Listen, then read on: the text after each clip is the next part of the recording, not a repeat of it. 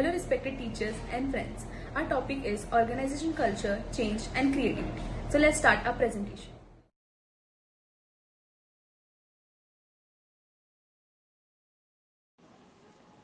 Introduction. Organizational culture is the collection of values, expectations, and practices that guides and informs the action of all team members. It is a collection of traits that make your company what it is. A great culture brings positive traits which helps in improving performance of the company.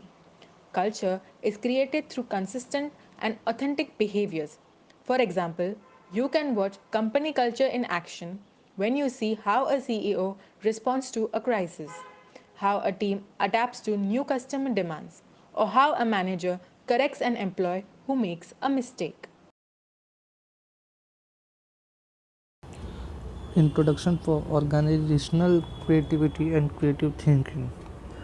Creativity is nothing but the process of creating something unique and new. Creativity plays a crucial role in organizations at all levels. The concept of organizational creativity identifies a relatively unexplored area in organizational change and innovation. Organizational creativity is the creation of a valuable, useful new product, service, idea, procedure, or process by individuals working together in a complex social system. Creative thinking is the process of which we use when we come up with a new idea.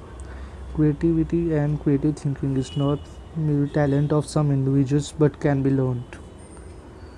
Organization can enhance creativity in workplace by encouraging curiosity, encouraging use of analogies, encouraging independence, enhancing positive feelings. Organizational culture is a system of shared assumptions, values, and beliefs which governs how people behave in an organization. With respect to this system, there are certain characteristics of organizational culture which are 1.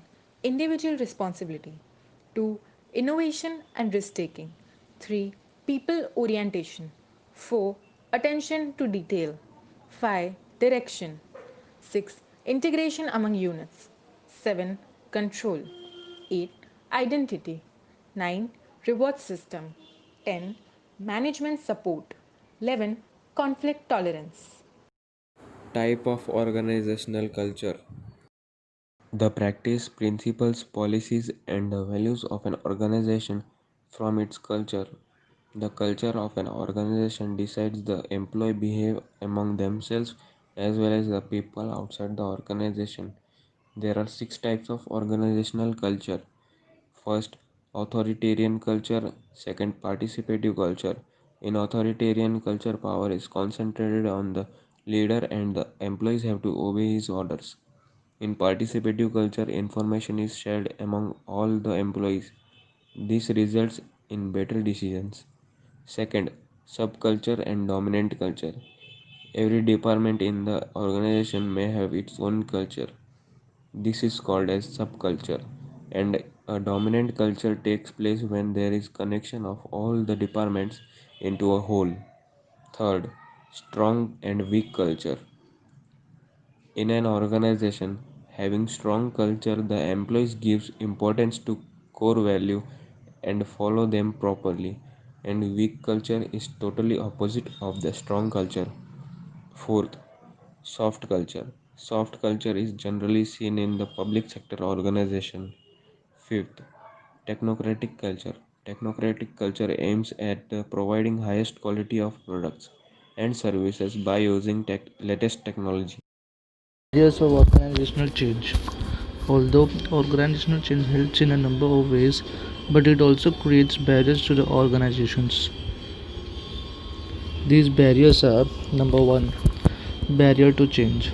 The changing environment in the organization makes it difficult to respond to changes in the environment, which is the barrier to change. Number two, barrier to diversity. People belonging to different backgrounds are expected to fit in the culture of an organization, which is totally different from the culture. Is barrier to diversity. Number three, barrier to acquisitions and mergers. Culture of an organization can be barriers to mergers. and acquisition of organizations. How is culture created? Culture is mainly learned. An important way of culture creation is following the behavior of leaders and founders. Organizational changes and creativity. Introduction for organizational changes.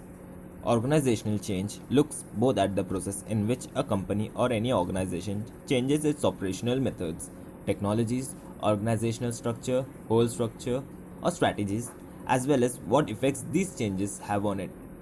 Organizational change usually happens in response to or as a result of external or internal pressures. To avoid falling behind or to remain a step ahead of its rivals, a business must seek out ways to operate more efficiently. It must also strive to operate more cost effectively. Google is a perfect example of such organizational changes, and Nokia an example of ignorance of such changes. Resistance to change. The change is harder in those cases where the intended audience or the target population is diverse and is comprised of multiple interest groups and power centers. In large organizations with diverse workforces and multiple power centers with their own agendas, organizational change is indeed hard to implement and actualize in practice. Reasons for resistance: nature of change, method of change, and no benefits of changes. Types of resistance: logical resistance, psychological resistance, sociological resistance, political coalitions, opposing group values, narrow outlook, vested interest, desire to retain extinct friendship and social relationship. Benefits of resistance: re-examine proposals, foresee problems, communication and feedback, implementing change successfully, stages of change, unfreezing, changing and refreezing, transformational leadership and change, creating a vision, communicating charisma, stimulating learning, building support for change, use of group force, providing a rationale for change, participation, shared rewards, employee security, communication and education, stimulating employee readiness, working with the total system.